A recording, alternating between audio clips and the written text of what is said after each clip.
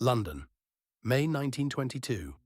In the dock of the Old Bailey stands a stout, jowly man who only a few years before filled stadiums, sold newspapers by the million, and was spoken of as a future Prime Minister. He is defending himself, brilliantly, theatrically, against charges of fraud. During a recess, an old prison acquaintance, now a warder, leans in and, meaning to be kind, says, "Bottomley, sewing mailbags." The prisoner-to-be reportedly replies without missing a beat, "No." Reaping. His name is Horatio Bottomley, Member of Parliament, patriot orator, editor, the self-appointed voice of the ordinary Englishman. For 20 years he separated the British public from their money more efficiently than any man of his age, and they loved him for it, because he swindled them wrapped in the Union Jack, in the name of the common man, against the wicked foreigners and greedy bankers. The others in our gallery hid. Bottomley performed. He is the patron saint of a very modern kind of fraud, the swindle as populism, the con man as champion of the people he is robbing. Horatio Bottomley is born in London's East End in 1860, orphaned young, raised partly in an orphanage. He has almost no formal schooling, and a voice like an organ. He talks his way into work as a legal shorthand clerk, and there, transcribing barristers for years, he receives a free education in two things: the law and how to move a jury. Both will serve him his whole life. Bottomley will face civil and criminal courts dozens of times, and for decades, acting as his own advocate, he keeps winning, charming juries of ordinary men who see one of their own outfoxing the Whigs. His first empire is publishing and company promotion.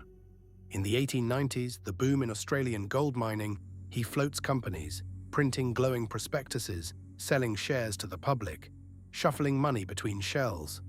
When one venture, the Hansard Union, collapses spectacularly, he is prosecuted for fraud in 1893, defends himself, and is acquitted so decisively that the judge all but apologizes and suggests he take up law.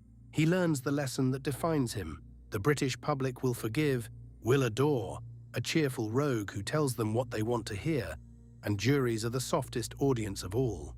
In 1906, he enters Parliament, and in 1906, he launches the weapon that makes him a national force, a magazine called John Bull, named for the cartoon Everyman who personifies England. It is loud, patriotic, and relentlessly on the side of the little man against swindlers, foreigners, and, the irony is total, financial fraudsters. It sells over 1 million copies a week. John Bull is the machine's beating heart. It gives Bottomley a pulpit, a mailing list of trusting readers, and a halo of righteousness. When he wants to sell the public something, he doesn't buy an advertisement. He writes an article, and sell he does. Through John Bull and its spin-offs, Bottomley runs a parade of public money-raising schemes: sweepstakes, lotteries, clubs, prize competitions, and share promotions, always pitched as a chance for the ordinary reader to share in the winnings, often dressed as patriotic or charitable. Money floods in from clerks and widows and soldiers. Winnings, prizes, and returns flow out, erratically and always less than flooded in. The difference, as ever, funds the man. Racehorses, champagne by the case, a string of mistresses, a country estate, debts the size of a bank. Sound familiar? It is Sarah Howe's Ladies' Deposit and Hartzell's donations and Ponzi's promise, but broadcast to a nation through a patriotic magazine by a sitting member of Parliament. Scale is the only new ingredient. And scale in fraud is mostly a matter of distribution, and Bottomley owned the presses. The First World War makes him, briefly, one of the most powerful unofficial voices in Britain. His stirring pro-war speeches and John Bull editorials rally the nation. He is paid handsomely to speak. Soldiers read him in the trenches. He is, for a moment, the tribune of the fighting man. And then, in 1919, he builds his masterpiece and his gallows in a single stroke: the Victory Bond Club. Here is the scheme, and it is genuinely clever. After the war, the British government issues victory bonds to fund the debt, but they cost £5 each, far beyond the ordinary worker's reach.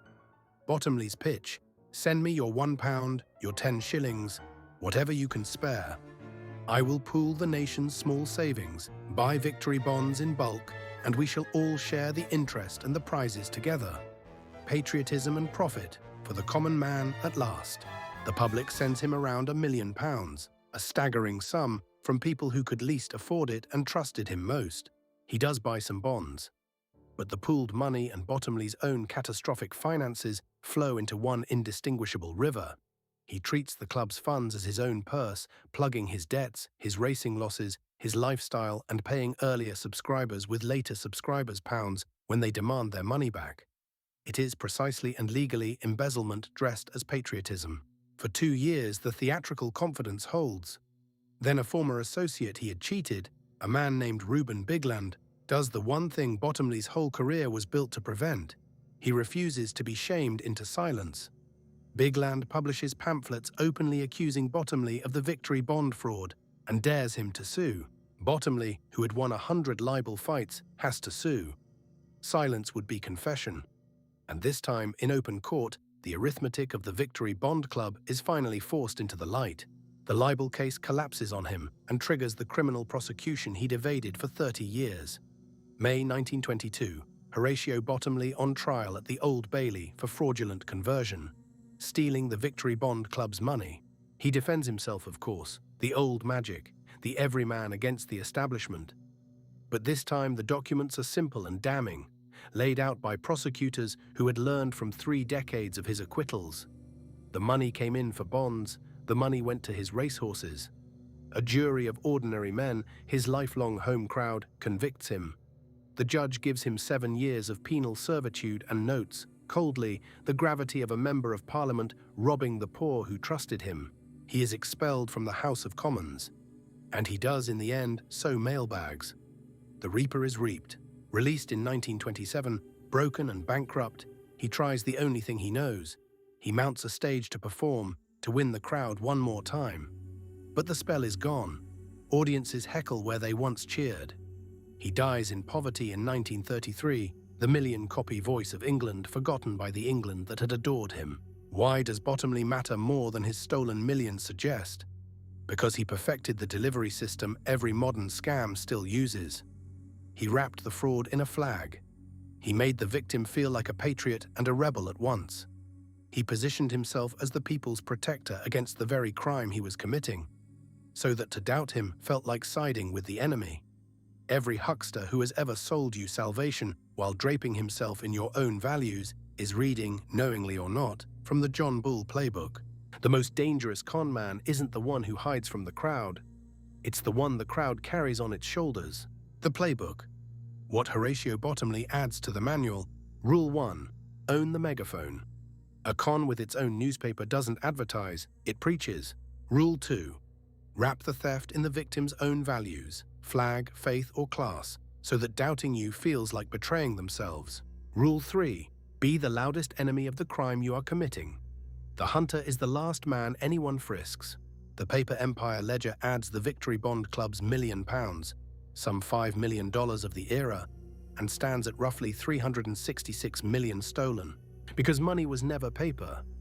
It's belief wearing paper's clothes. Next time on Paper Empire, American oil, a cabinet secretary, secret loans in a little black bag, and a president's poker-playing friends selling the nation's oil reserves for cash and cattle. The scandal that put a cabinet member in a federal cell for the first time in history, Teapot Dome, next. Subscribe.